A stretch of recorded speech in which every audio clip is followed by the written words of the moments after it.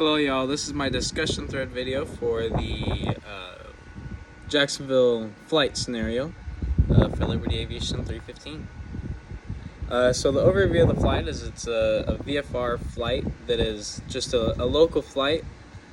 We'll be taking our CFI's family around just sightseeing. We have limited time to get the flight done just over the weekend because they're only in town for so much time. And the aircraft is G1000-172 that we've flown all throughout our flight training. First, we go over the pilot. We're a private pilot with an instrument rating. We're currently working on a commercial. We're just finishing up with some maneuvers. The flight will be done in Florida, where we've always flown. We're used to the afternoon storms and how to navigate around them. So stress that's induced could be the fact that we have that extra expectations from the CFI's family that have never been in a small aircraft before, and that there's just limited time to get the flight done with how many storms there is, and just over the weekend.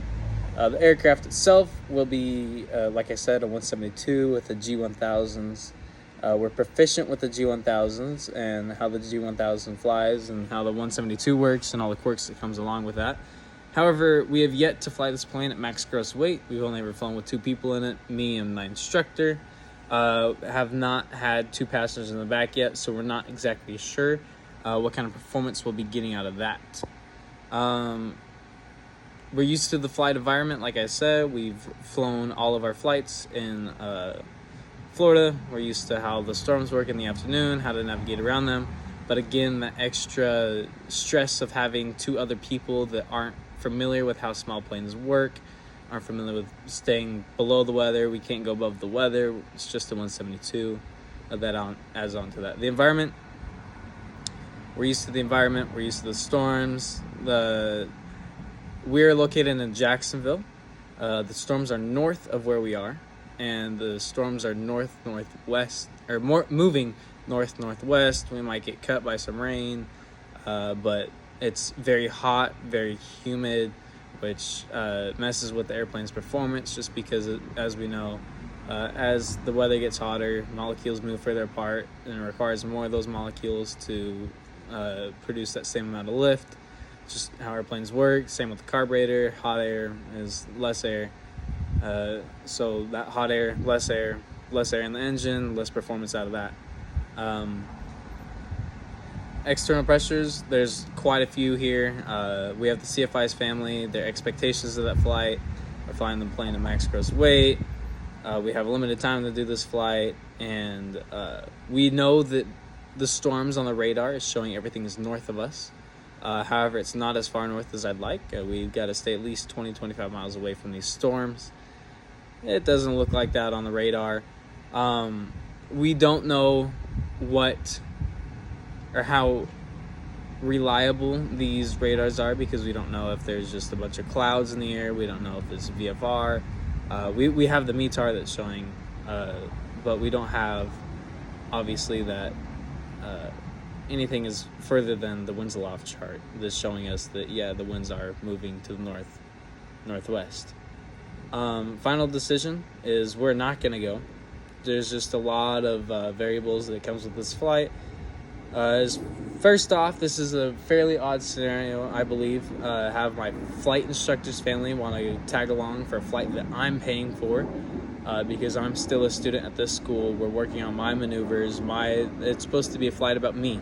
I'm the one learning how to fly an airplane. I'm not taking people up to sightsee yet. The weather itself would already make me no-go on this flight. I'm not flying in this weather. I'd like to see the storms be further away, especially if it's something that could be easily avoided. Just, hey, take a couple more days to do this flight later on.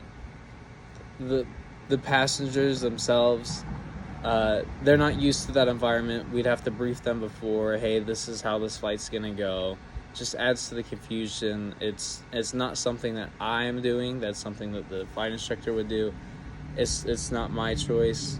If I were paying for a flight for me to learn, if anything, I'd want my family to come along, say, hey, this is what I'm learning, this is what I'm doing.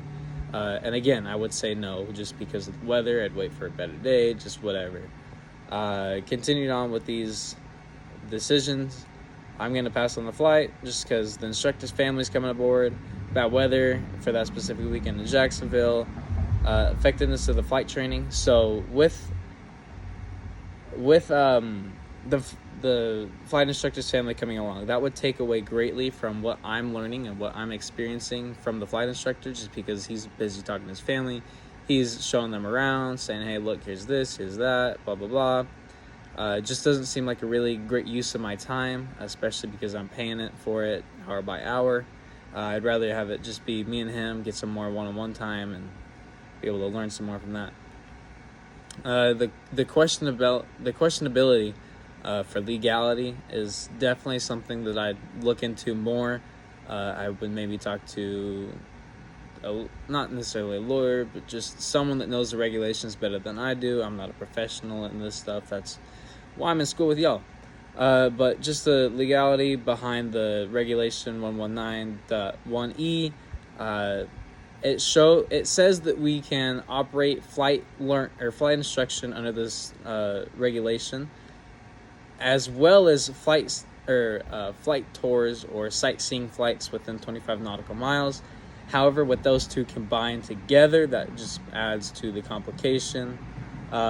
Just not for me. I'd talk to someone else about it. And already there's just those 4 reasons right there.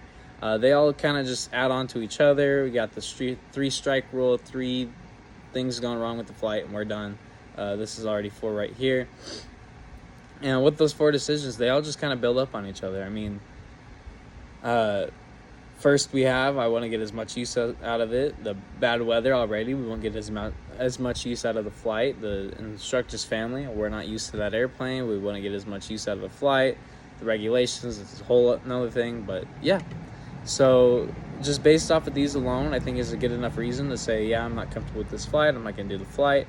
If it was something that would make me do this flight is if it was to be a rented airplane that we were both renting together. I rent half of it. The instructor rents half of it, or even the CFI's family. So we split it 4 ways, 4 passengers, and everyone pays their prorated share. Then it would be a good flight because everyone's paying their fair share. Everyone knows what's going on.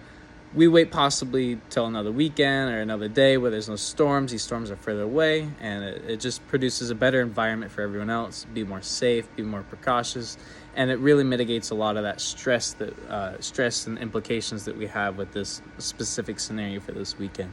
But thank y'all for watching my video. Again, my name's Dylan, and I'll see you around. Thank you.